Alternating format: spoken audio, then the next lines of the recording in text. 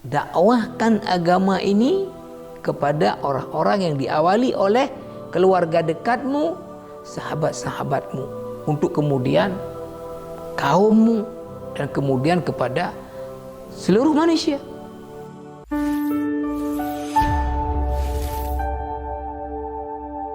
Bismillahirrahmanirrahim.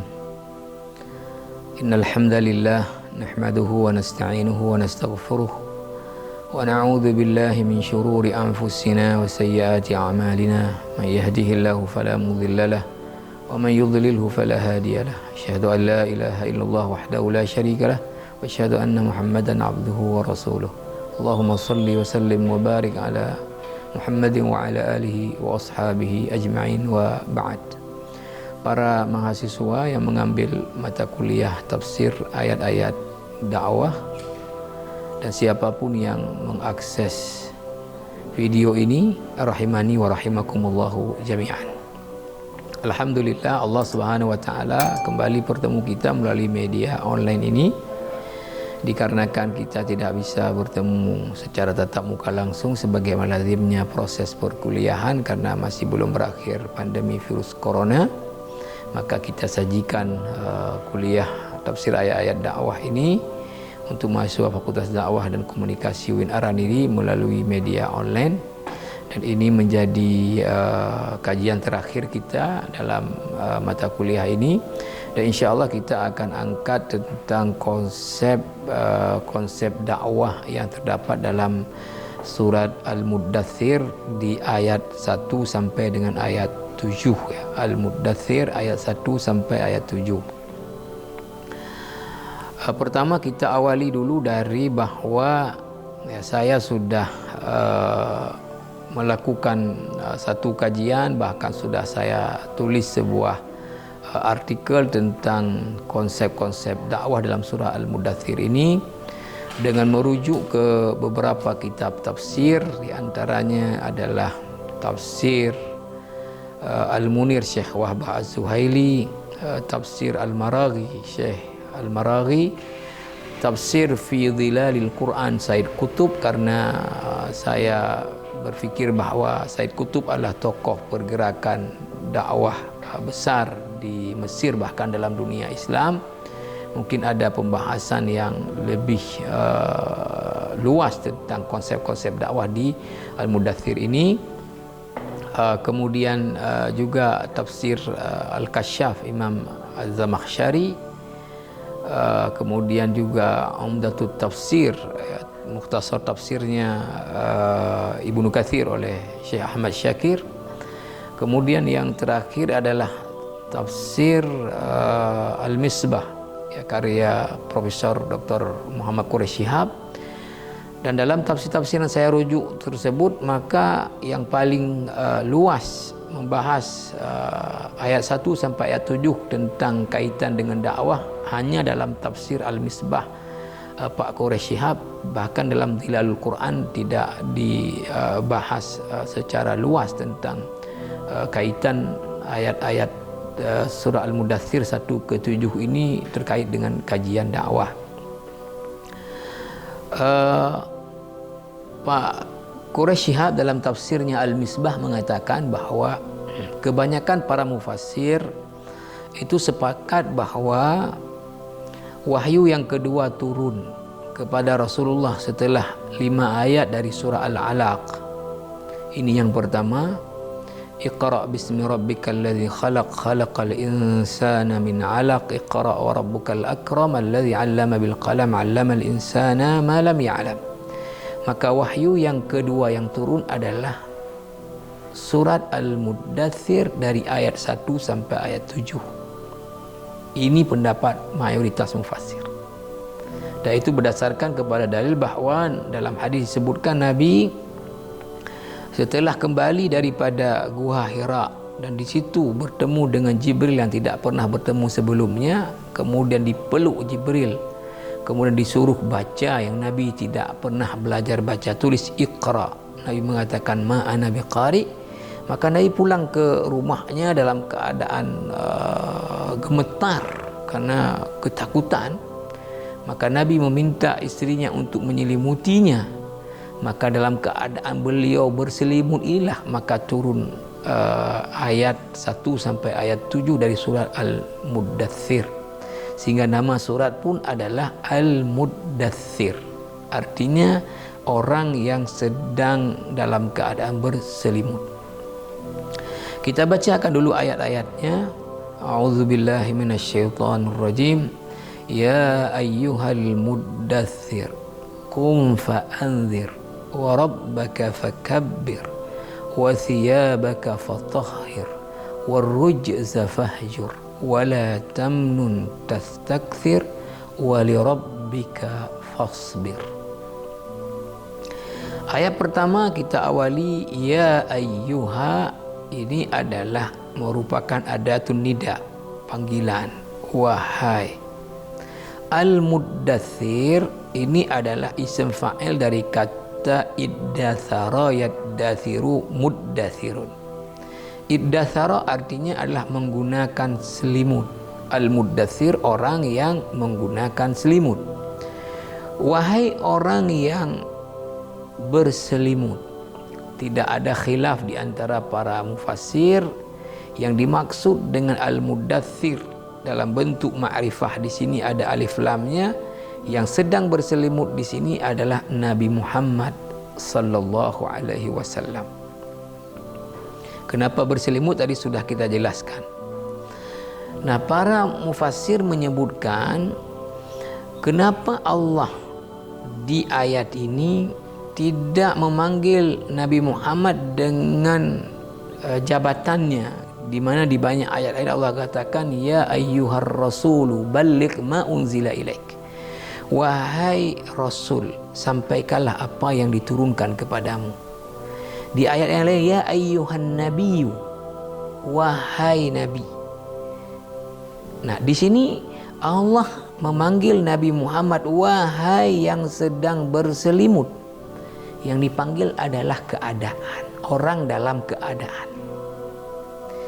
Para ulama tafsir mengatakan bahwa dalam kaidah bahasa Arab, kalau memanggil seseorang dengan menggunakan keadaan dia, ini menunjukkan kepada pertama kedekatan yang memanggil dengan yang dipanggil.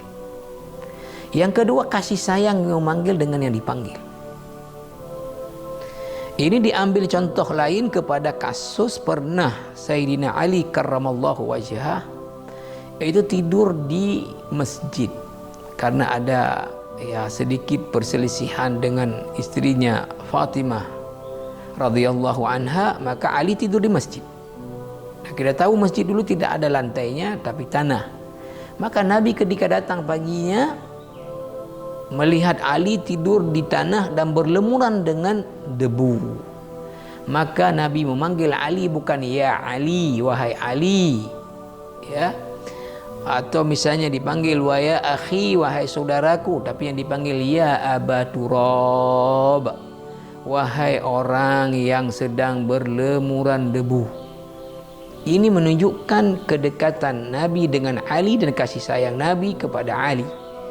Maka Allah menggunakan di sini adalah tidak ya ayyuhan nabi, tidak ya ayyuhar rasul, tapi ya ayyuhal muddathir. Ini kedekatannya Allah dengan Nabi sallallahu alaihi wasallam dan kasih sayang Allah kepada Nabi sallallahu alaihi wasallam. Wahai orang yang sedang dalam keadaan berselimut. Qum, ini kata kerja perintah, bangun.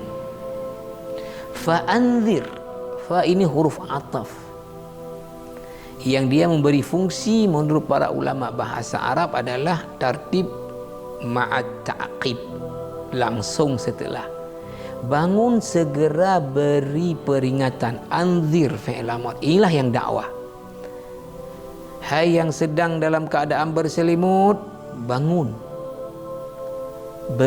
segera beri peringatan, segera dakwah. Nah, di sini ada satu prinsip atau konsep pada qum fa'anzir.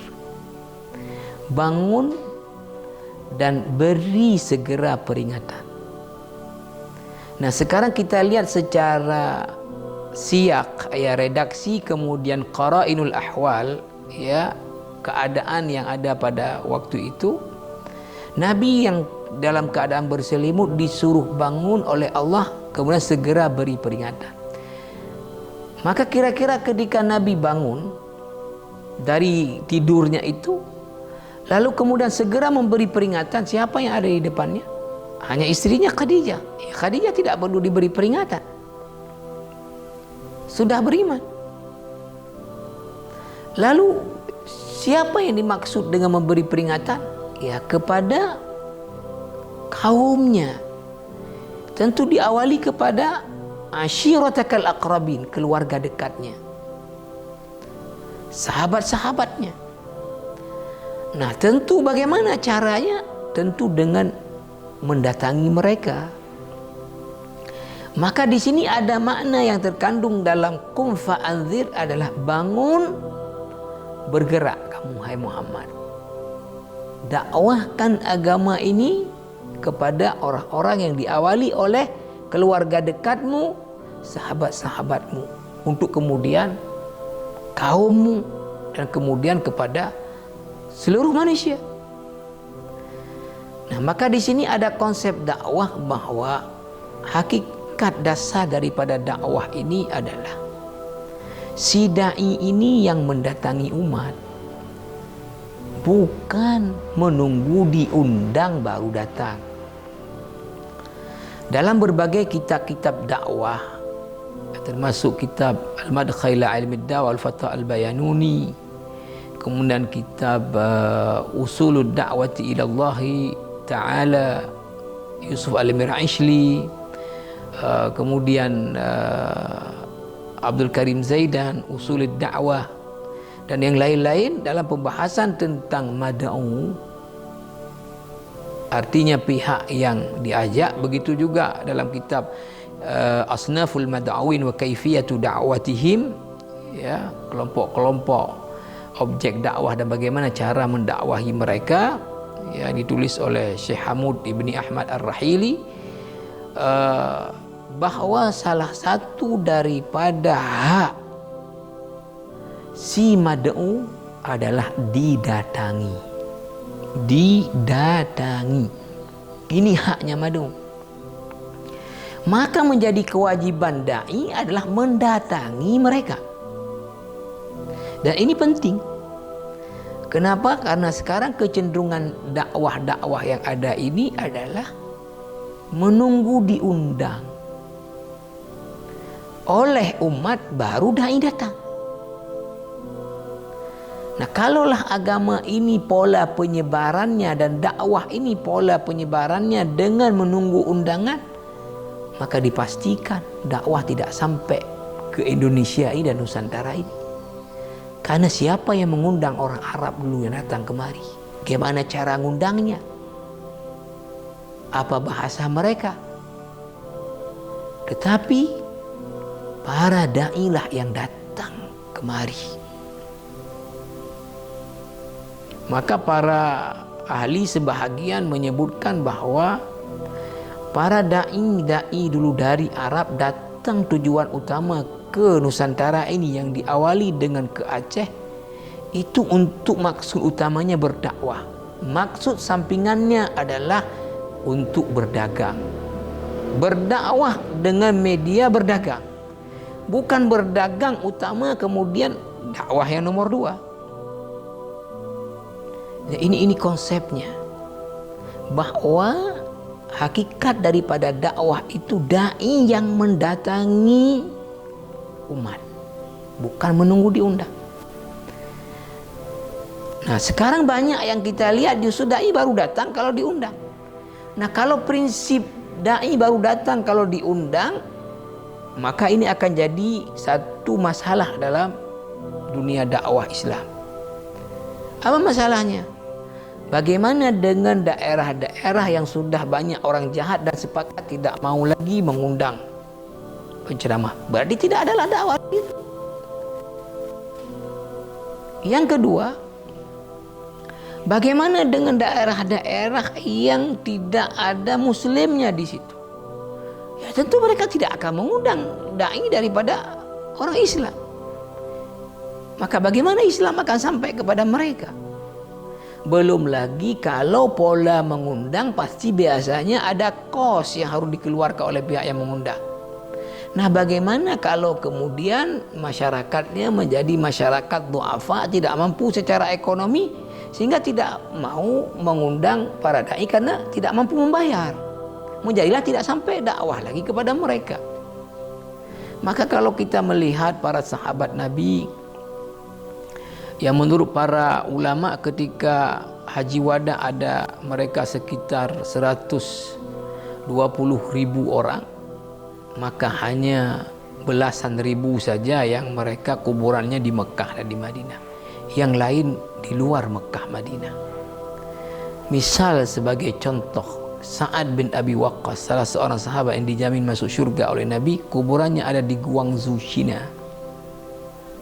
Kalau kita datang ke Guangzhou sekarang, maka kita akan datang ke Masjid Sa'ad bin Abi Waqqas dan kuburan beliau di situ. Berapa jarak kalau jalannya menggunakan kuda dari Madinah ke Guangzhou?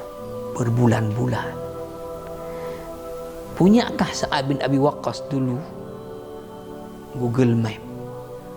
Pahamkah Sa'ad bin Abi Waqqas bahasa Cina? Tentu tidak. Tapi demi agama Allah mereka tinggalkan tempat-tempat mereka untuk sampaikan dakwah. Saya berkesempatan alhamdulillah datang ke Istanbul.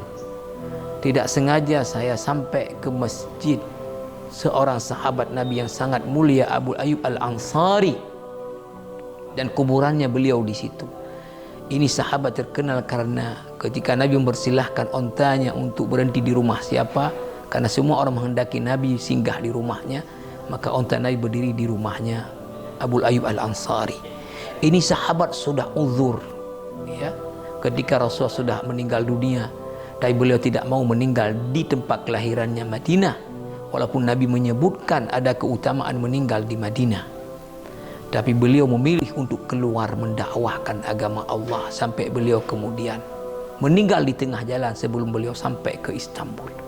Dan beliau minta jenazahnya dibawa sampai ke Istanbul. Ini prinsip yang pertama. Prinsip dakwah Islamiyah pada dasarnya adalah dai ini bukan nunggu diundang, tapi mendatangi oleh. Maka sekarang ada kelompok dalam dakwah ini yang alhamdulillah menggunakan konsep ini, yaitu meninggalkan, ya, daerahnya, meninggalkan keluarga, meninggal kadang-kadang pekerjaannya sejenak, tanpa diundang mendatangi umat. Ini konsep pertama. Ya ayyuhal muddathir qum fa'anzir. Ayat berikutnya wa rabbaka fakabbir. Dan Tuhanmu maka agungkanlah. Apa maksudnya di sini? Bahwa para ulama, ya, mengatakan bahwa ya materi dalam berdakwah yang disebut dengan salah satu rukun dakwah maddah itu tentu sangat luas, karena Islam adalah ajaran yang sifatnya syumuli dan alami, holistik dan universal, sehingga semua aspek kehidupan ada tuntunan dalam Islam. Maka bagi seorang dai, apa yang harus menjadi materi utama daripada dakwahnya, dan itu harus diprioritaskan, adalah dakwah tentang keimanan, karena ini adalah fondasi. Dan ini disebutkan dalam kitab Fahmu Maqasidid Da'wati Ilallah wa Atharuhu fi Hayatid Da'iyah. Memahami maksud-maksud daripada dakwah dan pengaruhnya pada kehidupan si da'i.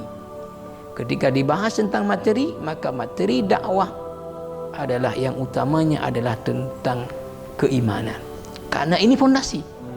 Nabi 13 tahun di Mekah mendakwahkan tentang fondasi keimanan ini. Jadi ini yang dimaksud dengan wa rabbaka fakabbir.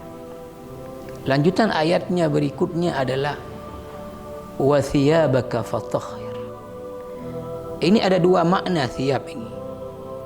Thawb itu bentuk tunggal, thiyab jamaknya, artinya pakaian. Tetapi dia kalau makna pakaian ini sering juga tadi ayat wa rabbaka fakabbir oleh ulama fikih dijadikan sebagai dalil untuk bahawa salah satu rukun solat itu adalah takbiratul ihram. Mana dalilnya? Wa rabbaka fakabbir. Ulama juga fikih menjadikan ayat wa thiyabaka fatahhir sebagai dalil bahawa orang yang solat itu pakaiannya harus suci. Mana dalilnya? Wa thiyabaka fatahhir.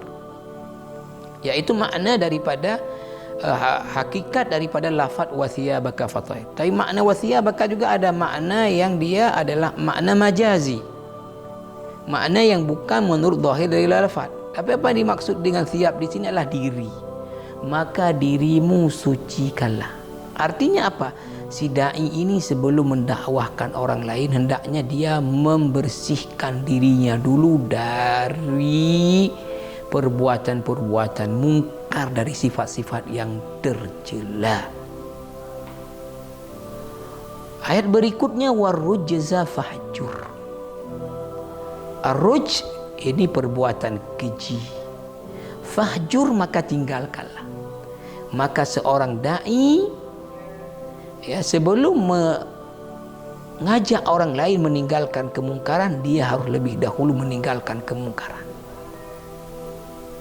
Ayat selanjutnya wala tamnun tastakthir. Ini artinya adalah dan jangan memberi sesuatu tastakthir, mengharap balasan yang lebih banyak. Pak Quraisy dalam tafsirnya dengan tegas mengatakan kaitan dengan dakwah bahawa si dai jangan dalam dakwahnya mengharapkan imbalan daripada para jamaah. Seperti yang sudah kita bahas yang lalu, para dai tidak boleh mengharapkan imbalan daripada para jamaah dengan dakwahnya. Yang terakhir wali rabbika fasbir, dan untuk Tuhanmu kamu harus bersabar. Ini kalau kita bawa kaitan dengan dakwah, dalam berdakwah kamu mesti banyak sekali mendapatkan tantangan-tantangan, maka kamu mesti bersabar. Karena Allah Subhanahu wa taala menjanjikan pahala yang tak terhingga kepada orang-orang yang memiliki sifat yang sabar. Bahkan orang-orang yang masuk ke dalam surga nantinya, dalam surah Al-Furqan di akhir itu, mereka akan mendapatkan ucapan selamat dari para malaikat karena sukses masuk ke dalam surga dan mendapatkan tempat-tempat yang indah dalam surga. Itu karena mereka di dunia ini mampu hidup dengan bersabar. Nah, inilah prinsip-prinsip yang terdapat di wahyu yang kedua, sebagai pedoman bagaimana Nabi dalam berdakwah. Tentu juga masih relevan sampai kapanpun dalam dunia dakwah, prinsip-prinsip tersebut untuk kemudian diterapkan. Bahkan kita sebut tadi sudah ada yang bergeser, di mana sekarang banyak dakwah para dai menunggu diundang oleh para jamaah baru datang, bukan melihat kondisi jamaah kemudian mendatangi mereka untuk kemudian memperbaiki mana yang sudah tidak betul. Yang berikutnya juga adalah bahwa dulu para rasul, dulu kemudian juga Nabi Muhammad dan para sahabatnya telah mengorbankan waktu mereka, harta mereka, sampai habis tidak punya apa-apa untuk mendakwahkan agama. Nah, sekarang ini ada kecenderungan orang yang mendakwakan agama ini beri imbalan-imbalan yang besar, justru kemudian berubah hidupnya menjadi kaya karena dari hasil dakwah. Nah, ini perkara-perkara yang ini. Begitu juga bahwa mungkin seperti yang kita sebut, para dai seyogyanya menjadikan objek utama dakwah dirinya, membetulkan dirinya sebelum mengajak orang lain. Jangan sampai mengajak orang lain untuk sesuatu, dia sendiri tidak mengerjakan seperti itu, atau dia melarang orang melakukan sesuatu, dia sendiri melakukan seperti itu. Inilah prinsip-prinsip dan ini adalah kajian terakhir kita dalam mata kuliah tafsir ayat-ayat dakwah ini. Mudah-mudahan dapat memberi tambahan pengetahuan kepada para mahasiswa yang mengambil mata kuliah ini, dan siapapun yang mengakses video ini. Yang benar datangnya dari Allah dan yang salah dan keliru datang dari saya. Kepada Allah saya mohon ampun, kepada yang mengakses ini saya mohon maaf, saya sebagai hamba Allah yang lemah, punya banyak kekurangan. Aqulu qawli hadza wa astaghfirullahal azim li wa lakum wa lisairil muslimin min kulli dhanb fastaghfiruhu innahu huwal ghafurur rahim. Wassalamualaikum warahmatullahi wabarakatuh.